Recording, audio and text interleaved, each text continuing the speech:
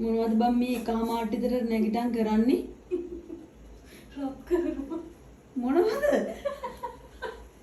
Diet කරලා වැටපත් යකෝ එක පට්ටාච්චි. මරු ඩයට් එකක් මේක. මරු ඩයට්. උයනවා බඩගිනි.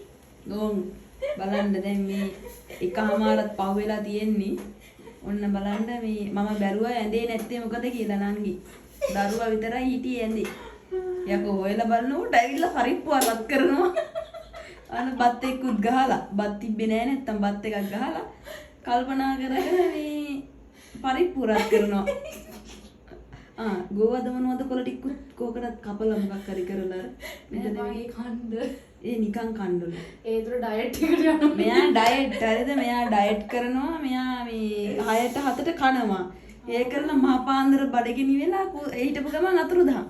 අපි හොයන්න ඕනි පොල්ලතු බැඳගෙන කෝ කියලා. උයාගෙන කනවා. උයාගෙන කනවා ඊට පස්සේ. ඔන්න ළමයි අද දවසේ මෙයා ඩයට් කරන හැටි. හැමදාම ඔහොමයි පේනවනේ ඇඟින් කියන්න පුළුවන් මෙයාගේ ඩයට් එක කොහොමද කියලා.